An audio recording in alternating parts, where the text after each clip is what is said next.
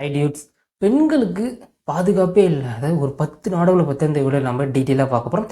இப்போ எதுக்கு இந்த வீடியோன்னு கேட்டிங்கன்னா, இப்போ ரீசெண்டாக வந்து நம்ம இந்தியாவிலே வந்து நிறைய வந்து எதிராக வந்து பெண்களுக்கு எதிராக நம்ம வந்து இது பண்ணிகிட்டு இருக்கோம். அதே மாதிரி இந்தியான்னு கிடையாது, மற்ற நாட்டில் வந்து பெண்களுக்கு எதிராக வன்முறைகள் அதிகரிச்சுட்டே இருக்குது. அப்படி நான் வந்து சர்ச் பண்ணி பார்க்கக்குள்ள வந்து இந்த விஷயம் வந்து எனக்கு வந்து தெரியப்பட்டது. ஒரு 10 நாடு பெண்கள் வந்து அந்த நாட்டில் இருந்தால் மிகவும் வந்து ஆபத்துன்னு சொல்லிட்டு ஒரு ரிசர்ச்சில் வந்து சொல்லியிருக்காங்க.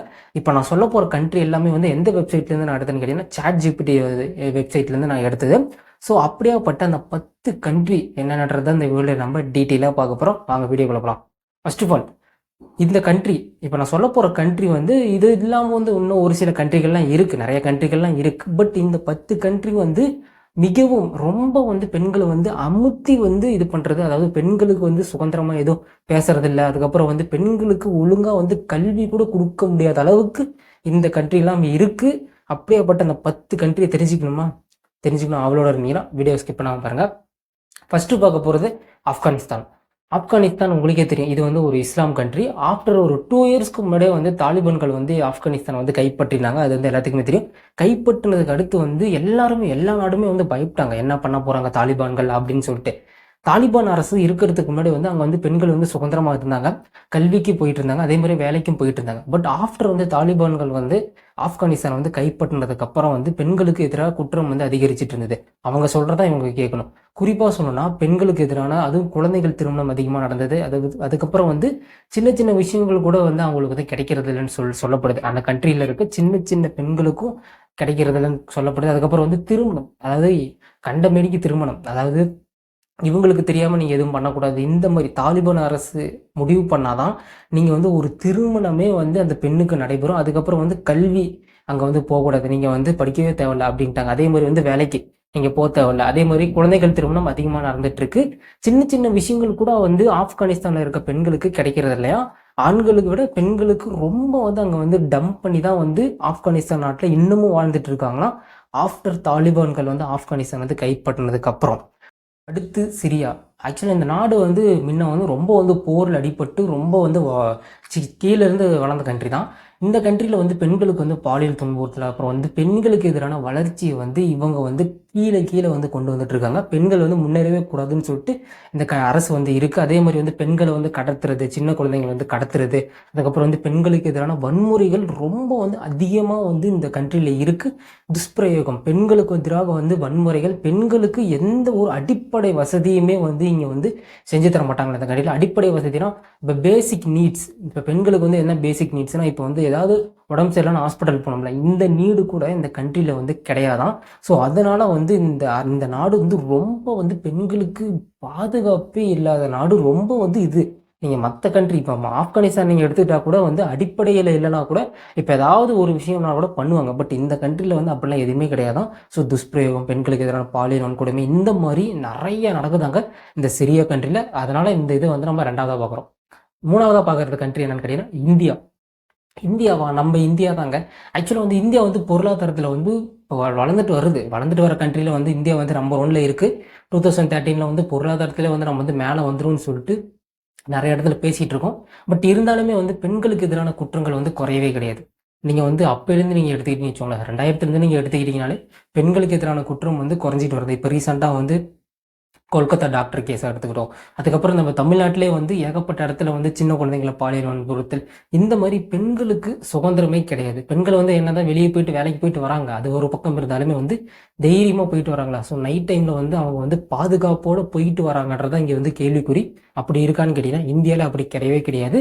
நீங்கள் மற்ற கண்ட்ரி எடுத்து, நீங்கள் வந்து அரபு கண்ட்ரி, அதாவது நீங்கள் வந்து UAE எடுத்துக்கிட்டீங்கன்னு வச்சுக்கோங்களேன், யுனைடெட் அரபு எமிரேட்ஸில் வந்து ஒரு 7 சிட்டிஸ் இருக்குது. அந்த சிட்டிஸில் வந்து நீங்கள் தைரியமாக நீங்கள் நைட்டு வந்து தனியாக போயிட்டு வரலாம். பட் இந்தியாவில் அப்படி போயிட்டு வர முடியுமா?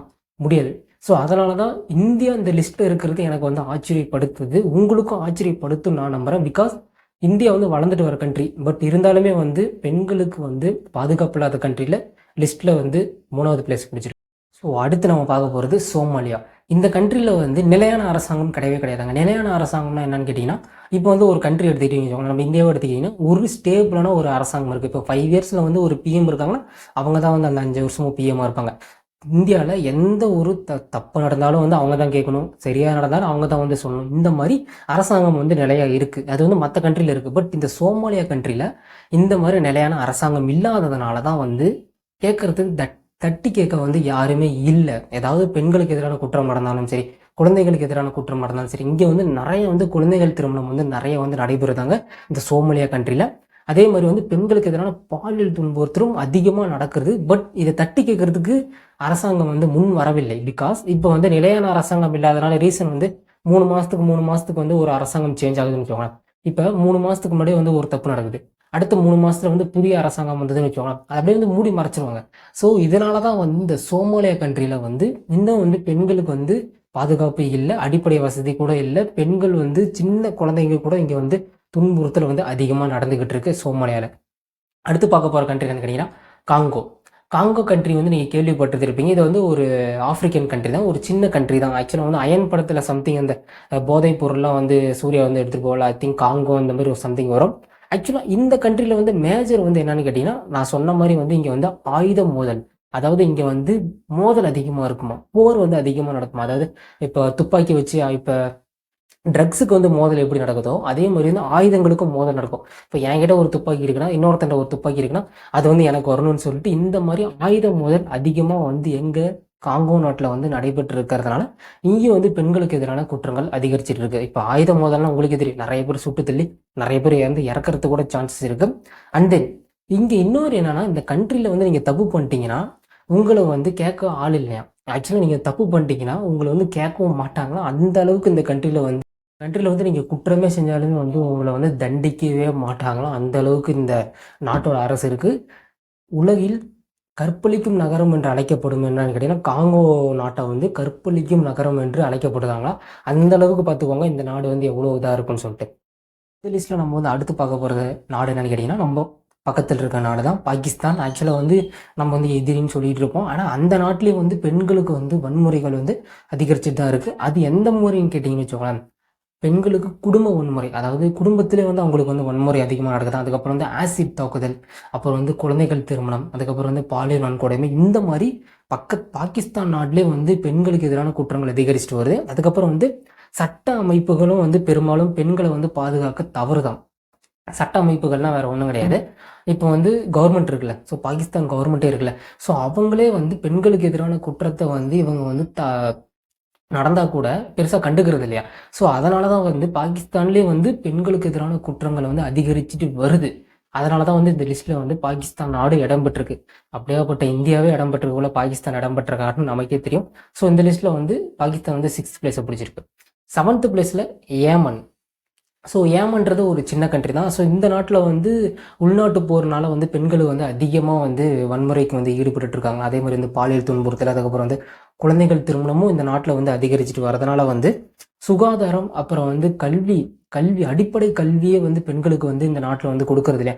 அடிப்படை கல்வினா இப்போ 10th இல்லை வந்து 11th 12th நம்ம இந்தியாவில் வந்து இதுதான் வந்து அடிப்படை கல்வி, பேசிக் நாலேஜ். அது கூட வந்து ஏமன் நாட்டில் வந்து பெண்களுக்கு வந்து கொடுக்காததுனால வந்து இப்போ அங்கே வந்து வன்முறைகள் வந்து அதிகரிச்சுட்டு வருது.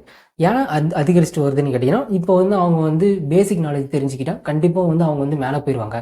ஸோ அப்படி போகக்கூடாதுன்னு சொல்லிட்டு அந்த கண்ட்ரியில் இருக்கவங்க அடிப்படை கல்வி கூட வேணான்னு சொல்லிட்டு இவங்க வந்து தடுத்து நிறுத்திருக்காங்க.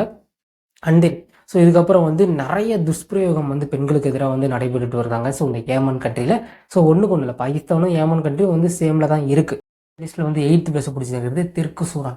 தெற்கு சூடான் கண்ட்ரி வந்து ஆஃப்டர் வந்து ரிப்பப்ளிக், அதாவது குடியரசு பெற்றதுக்கு அப்புறம், சுதந்திரம் பெற்றதுக்கு அப்புறம் வந்து இன்னும் வந்து வன்முறைகள் வந்து அங்கே நடந்துக்கிட்டு தான் இருக்குது பெண்களுக்கு எதிராக. குறிப்பாக வந்து பெண்களுக்கு வந்து பாலியல் துன்புறுத்தல், அதுக்கப்புறம் வந்து கட்டாய திருமணம், அதுக்கப்புறம் வந்து குழந்தைகள் திருமணம், இந்த மாதிரி ஏகப்பட்ட விஷயங்கள் வந்து இன்னமும் நடந்துகிட்டு இருக்கு தெற்கு சூடானில்.